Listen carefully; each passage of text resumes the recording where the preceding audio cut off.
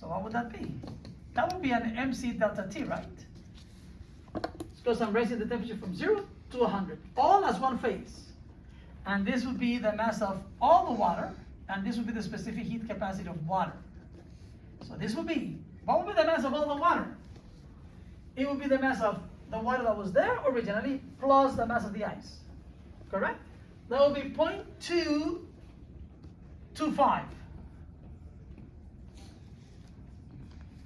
The specific heat of water is 4186. And I want to raise it from 0 to 100, so this is times 100. So let me look at what number I get over here.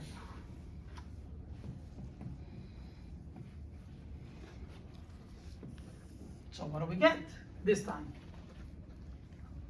94,185. Now it should be clear to you if the final temperature is going to be 0, between 0 and 100 degrees Celsius, or 100 degrees Celsius. Can you look at those three numbers and be convinced of what the final temperature has to be?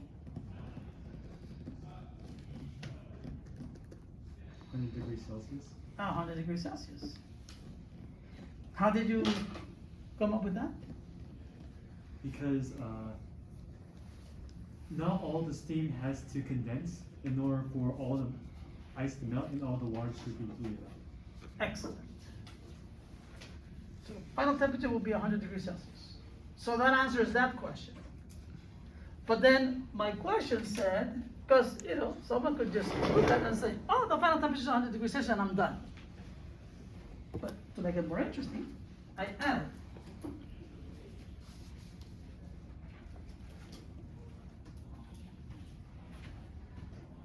If the final temperature is 100 degrees Celsius, what mass of steam remains? Right, so let's figure that out. Yes. So how do we do that?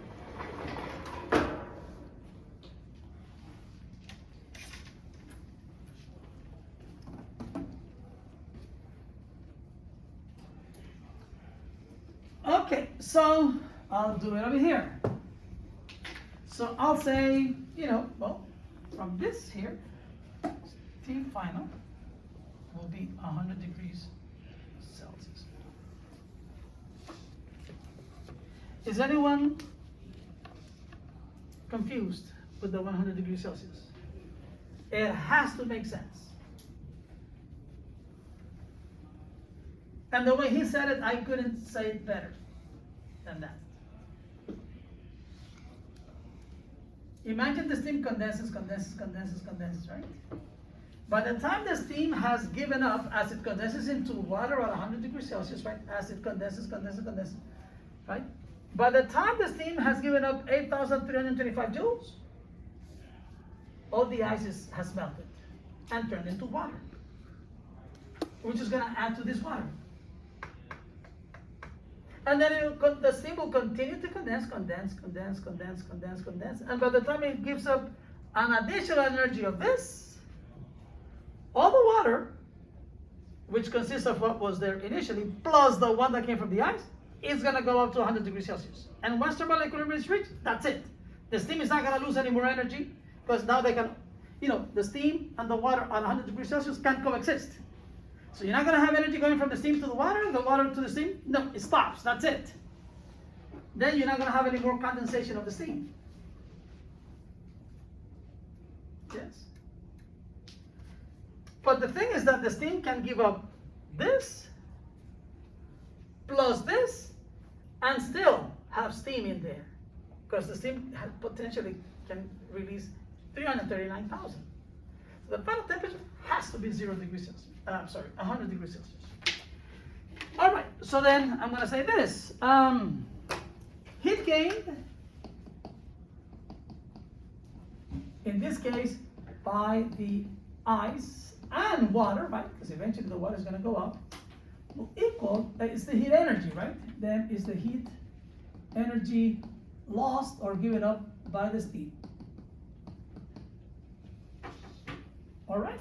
So let's think about the gain in energy. Well, the ice is gonna gain that energy, which will melt it. So I can write that as the mass of the ice times the latent heat of fusion, right? Which, by the way, we already did that. It's 8,325, right? I'll put another line so you see where it comes from. Plus, right? What else gained heat energy? Once the ice melted, it added to the water. Now, together, the two waters, the one that was originally there plus the one that came from the ice, is going to go up in temperature. So now this will be plus, and that's going to go up as one, as a liquid, right? So it's the mass of the water. But now this is the total. It includes the water that was there plus the ice, times the specific heat of water, times delta T. And that delta T is 100. And we actually have that term already. That's this one here. So it's not like we did these calculations and we're not going to use them again. Now, on the right-hand side, what lost energy? What gave up energy? The steam. And at the end, I started with some steam, and I ended up with some steam. So what I need is an MC delta T or an ML.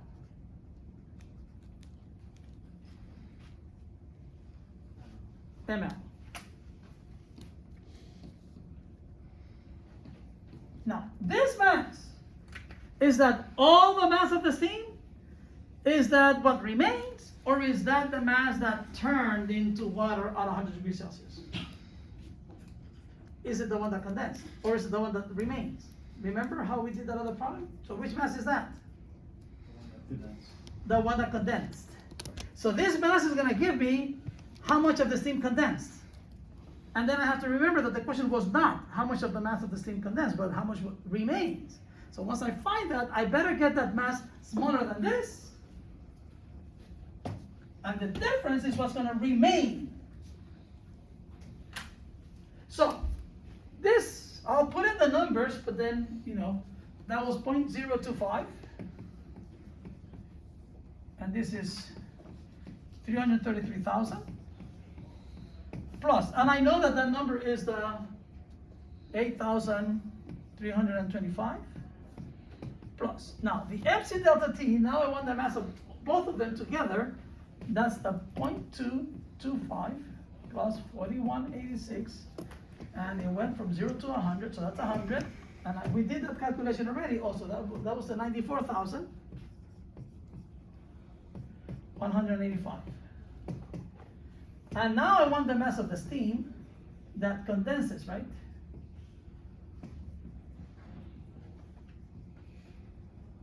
And the latent heat of fusion is the 2.26 million joules. So this would be 2,260,000 times the mass of the steam. And then you solve for the mass of the steam, and you better get something smaller than 0.15.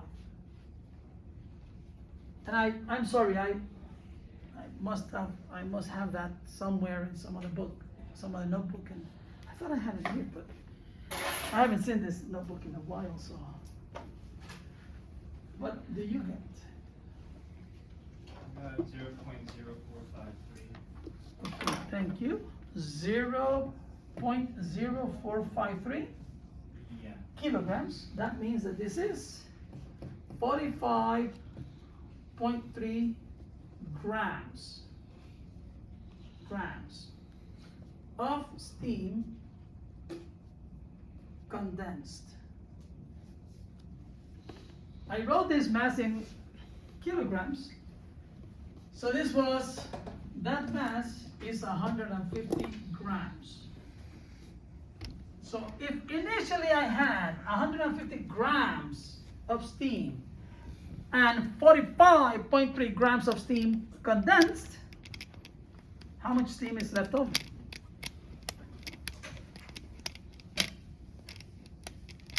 It will be the difference, right?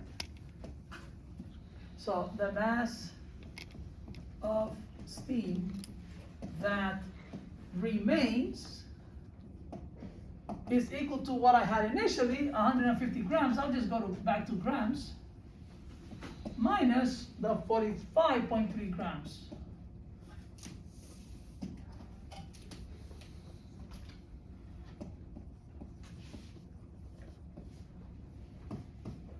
And that's what, 104.7?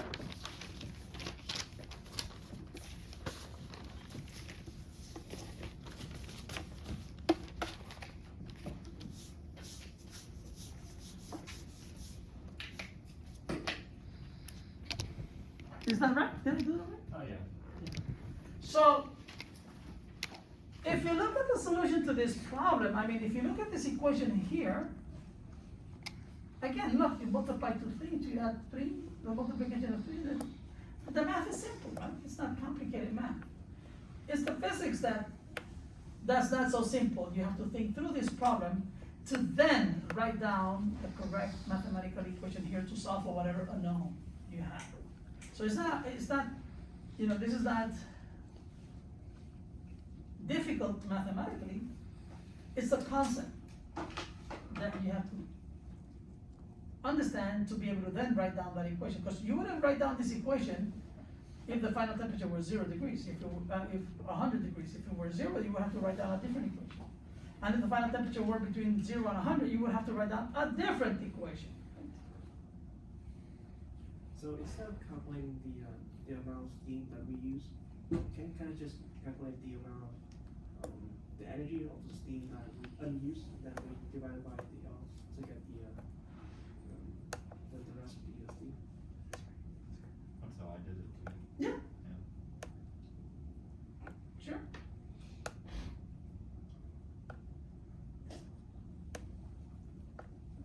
Now, have you guys taken general chemistry? Yes. I think they teach you ML and MC delta T, I think. In general I chemistry. believe so. Yeah.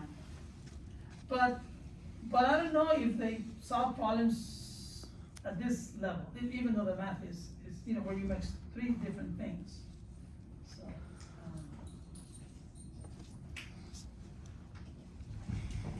any questions, comments?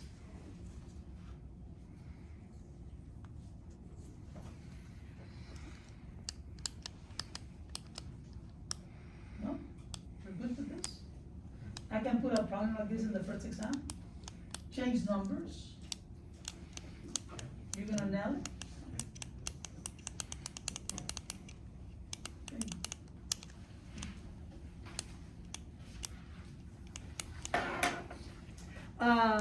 Unfortunately, in this problem, we didn't have the T final minus T initial base issue, right? But there will be other problems that you see, some of the problems that I solved at the end of the chapter, right, that will have that. And you might see, why did he write it backwards? But it's just this idea of higher temperature minus the lower temperature to ensure that we write down a correct mathematical expression.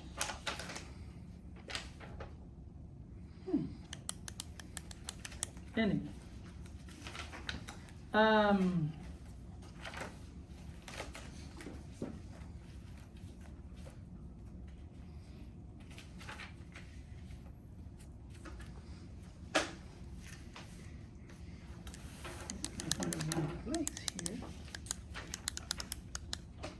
Okay,